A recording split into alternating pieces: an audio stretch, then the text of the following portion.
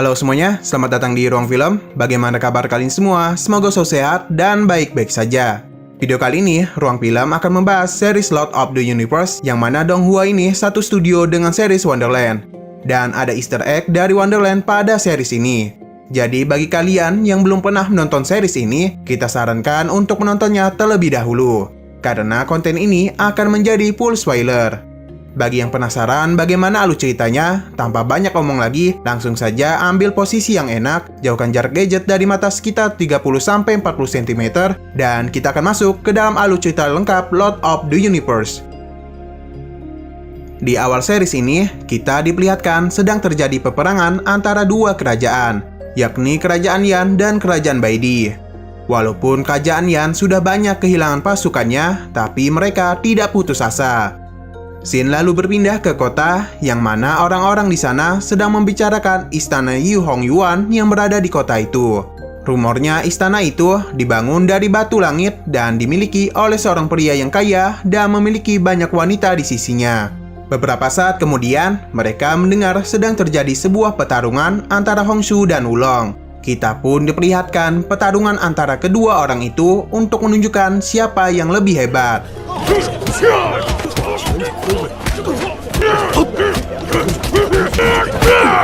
Tidak lama kemudian, ada seorang wanita yang memberitahu mereka untuk menghentikan pertarungan di depan istana. Karena tuan mudanya tidak menyukai ketenangannya diganggu dan meminta mereka untuk pergi. Karena kedua orang itu tidak mendengarkannya, ditambah lagi mereka meremehkan dirinya, ia pun tidak punya pilihan lain selain menghajar mereka berdua.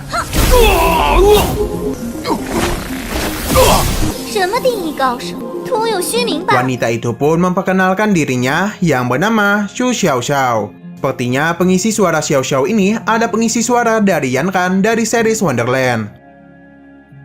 Di sisi lain, pasukan kerajaan Baidi sudah berada di depan kota Nanzhou dan bersiap menguasai kota itu.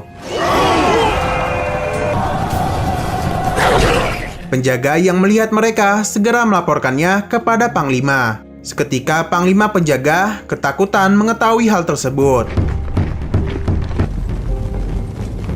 Pemimpin pasukan Baidi meminta untuk segera membukakan pintu, jika tidak mereka akan menghabisi para pasukan penjaga. Salah satu anak buahnya meminta Panglima untuk menyerah dan membukakan gerbang supaya nyawa mereka selamat. Untung saja penjaga yang lainnya yang bernama Jan Feng menolak rencana itu dan memilih untuk berperang melawan pasukan Baidi. Tetapi Panglima yang hanya mementingkan keselamatannya saja meminta untuk membukakan gerbang.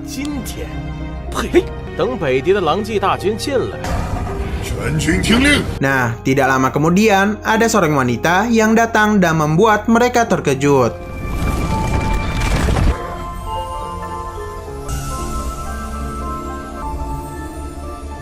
Wanita itu memberitahu dia diutus oleh tuan mudanya untuk meminta para pasukan Baidi meninggalkan kerajaan Yan. Dan jika mereka terus menolak, maka tuan mudanya akan menghancurkan kerajaan Baidi. Pemimpin pasukan Baidi sempat mentertawakan perkataannya dan tidak percaya dengan omong kosongnya. Hingga salah satu bawahannya memberitahu bahwa wanita itu ada ratu istana Dewa Bunga bernama Tantayu. Mendengar hal itu, ia pun sedikit ragu karena Tantayu itu sangatlah kuat. Bahkan jika kerajaan Baidi bergabung, dia masih bisa untuk menghancurkannya.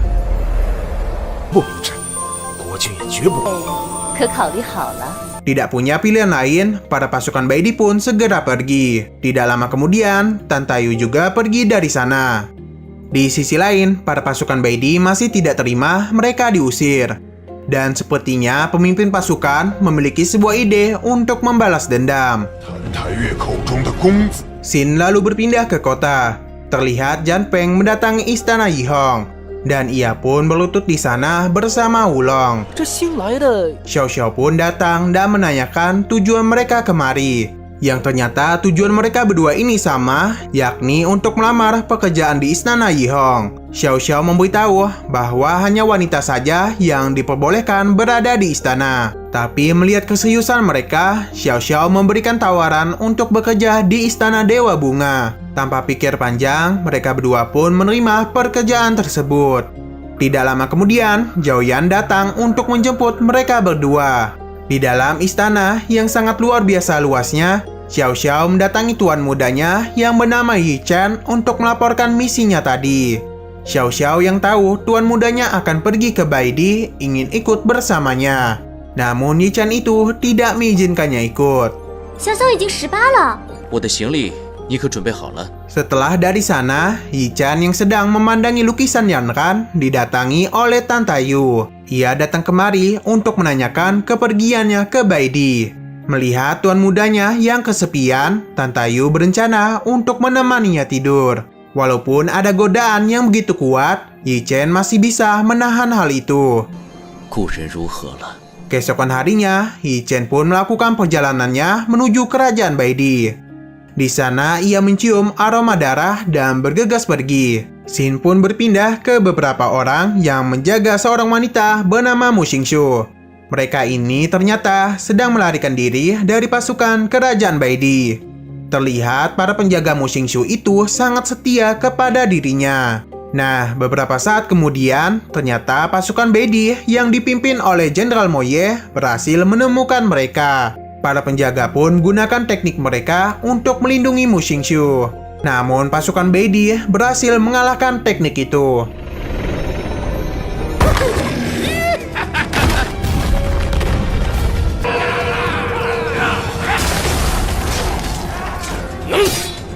Mu Xingshu menggunakan kekuatannya untuk melindungi para penjaganya. Namun hal itu tidak bertahan lama. Ia pun meminta Kapten Lin untuk menghabisi dirinya. Tapi Jenderal Mo berhasil membawa Mu Xingshu pergi. Di perjalanan itu, mereka dihentikan oleh sesuatu. Yang ternyata itu adalah Yi Chen. Dia yang adalah seorang pria sejati, tidak tega melihat wanita dipermalukan.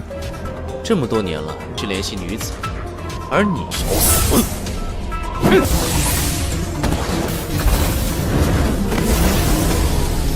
Dengan kekuatannya, ia pun berhasil mengambil Mu Xingshu. Dan tidak lupa, Yi Chen menggoda Mu Xingshu yang memiliki badan yang bagus. Sifat dari Yi Chen ini hampir sama dengan Xing Yun dari series Wonderland. Kan jadi rindu sama series itu. Semoga saja season 5-nya cepat dirilis. Lanjut. Melihat hal itu, tentu saja pasukan Baidi tidak membiarkannya. Mereka pun melakukan penyerangan, namun Yi Chen dengan mudah mengalahkan mereka. Karena musuh terlalu lemah, ia pun berkenalan dengan Mu Xingshu. 嗨，你叫什么名字？ 穆清雪， 穆清雪。 Jenderal Mo yang diremehkan segera menyerangnya dan lagi-lagi Yi Chen dengan mudah mengalahkannya.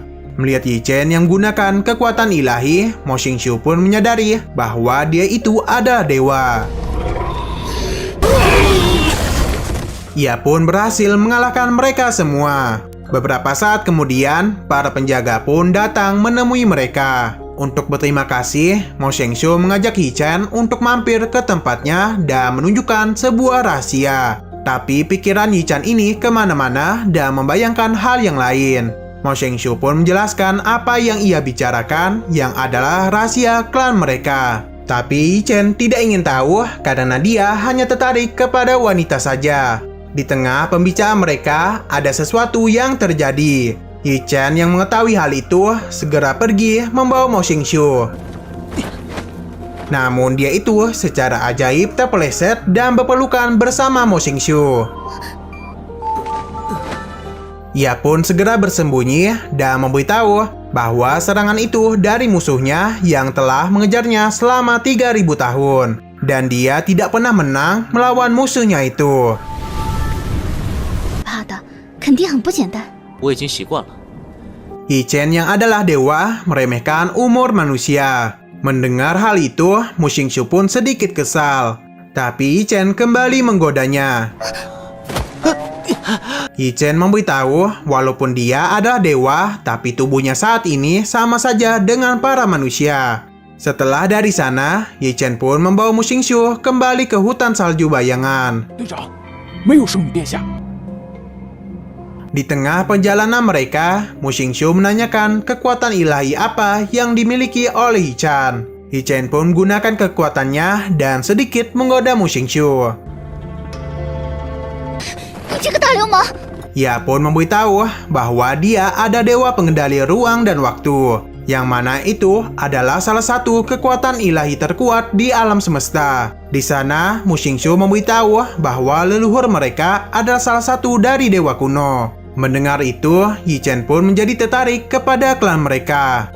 Di perjalanan itu, Yi Chen terus menggoda Mu Xingqiu. 其实人还不错。那我就当你是在夸我了。 Scene berpindah yang mana Jenderal Mo melaporkan misinya yang telah gagal kepada Raja Baidi dan memberitahu apa yang sebenarnya telah terjadi. Raja pun membawa Jenderal Mo untuk menemui ketua mereka dan melaporkan semua hal yang telah terjadi di saat penyerangan kerajaan Yan. 公主谭台月。 Kembali kepada Yi Chen, mereka pun sampai di hutan salju bayangan. Di saat mereka saling berbicara, ada orang-orang yang menyerang mereka. Namun Yi Chen dengan mudah mengalahkan mereka semua. Merasa ada yang aneh, Mu Xingqiu pun pergi ke klannya. 我的族人们， Dan di saat sampai di sana, desa klannya sudah dihancurkan. Mu Xingqiu sangat marah dan mengaktifkan darah dewa kunonya. Yi Chen mencoba menahannya, namun hal itu tidak berhasil. Mu Xingqiu pun berjanji akan membalas dendam keluarga dan klannya kepada Baidi. Jika Yi Chen membantunya, dia bersedia melakukan apapun. Melihat ketulusannya, Yi Chen pun bersedia, tapi dia tidak ingin dibayar. Mu Xingqiu pun membawa Yi Chen pergi ke makam leluhurnya. Di perjalanan mereka, Yi Chen merasa keluarga dan klan salju bayangan kemungkinan masih hidup. Karena di sana tidak ada mayat sekalipun, dan jika itu ulah pasukan Baidi, seharusnya di sana ada jejak dari serigala mereka. Tidak lama kemudian, mereka pun sampai di makam leluhur klan salju bayangan. Di sana, Yi Chen tahu segel yang berada di makam itu.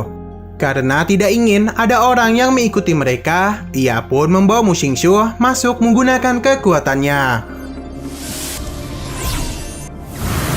你现在可以放开我了。 Sesampai di sana, Mu Xingqiu mengetahui ada yang masuk kemari dan itu adalah pendeta tinggi mereka.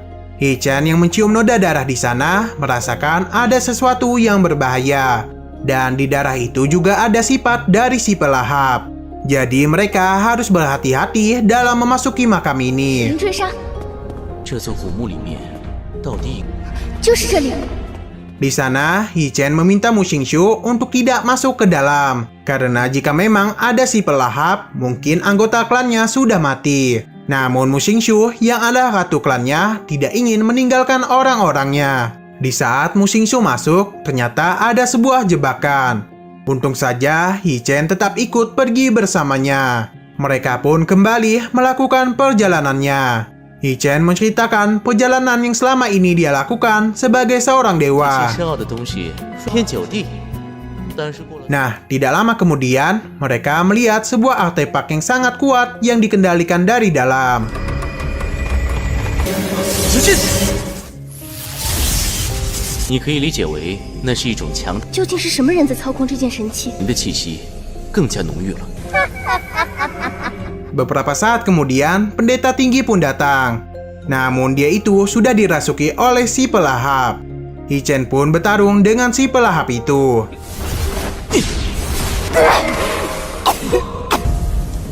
吞噬你的神力。 吞噬我的神力。 Dengan kekuatannya, Yi Chen pun berhasil menahannya dan menarik keluar si pelahap. Ia ingin membuat kesepakatan dengan Yi Chen, namun hal itu ditolak.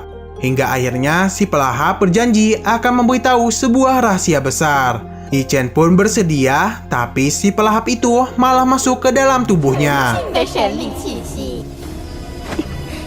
Namun hal itu tidak semudah yang ia pikirkan. Yi Chen yang ada seorang dewa berhasil membebaskan dirinya dan menghabisi si pelahap. Mereka pun melihat keadaan dari si pendeta tinggi. Nah, artefak di sana berubah menjadi makhluk dari dunia para dewa. Makhluk ini bernama Ruki. 你是掌握了空间神力的。 Dia meminta pertolongan untuk menyelamatkan masternya yang adalah Dewi Kehidupan bernama Anki. Ruki memberitahu dia datang kemari untuk mencari 7 kontrak hidup dari Anki. Karena dia telah menyegel kekosongan ke dalam dirinya sendiri. Jadi ia harus menemukan 7 kontak hidup dari tiap segel untuk menghidupkannya kembali. Tapi sebelum disegel, makhluk kekosongan menyebarkan si pelahap ke penjuru dunia. Yi-Chen sebenarnya ingin membantu, tapi walaupun dia salah satu dewa terkuat, namun tubuh dewanya sudah rusak. Apalagi ada musuh yang selalu mengejarnya di saat ia menggunakan tekniknya. Rasakan ada yang aneh, Yi-Chen pun membawa mereka semua pergi. Di sisi lain, Xiao Xiao merasa khawatir kepada tuan muda mereka. Tidak lama kemudian, Tan Tayu mendapatkan surat mengenai jejak dari Hao Tianzhong yang ada musuh lama Istana Yihong. 这一战， Di sisi lain, kita pun diperlihatkan pada pasukan dari Hao Tianzhong, yang mana mereka ini berencana untuk menghancurkan Istana Dewa Bunga dalam satu gerakan. Kembali kepada Yi-Chen, di sana pendeta sudah bangun. Ia pun memberitahu bahwa klan mereka diserang oleh Hao Tianzhong. Tapi dia tidak mengetahui kenapa mereka menyerang klan Salju Bayangan. Dan dia juga tidak mengingat tentang si pelahap. Yi-Chen beranggapan si pelahap merasuki pendeta untuk menghidupkan Ruki yang tertidur selama ribuan tahun. Namun mereka belum tahu apa tujuan sebenarnya si pelahap dan bagian satu pun bersambung. Oke, sekian dulu pada video kali ini. Untuk video selanjutnya masih membahas series ini. Jadi bagi kalian yang ingin mengikuti series ini, langsung klik subscribe dan aktifkan loncengnya.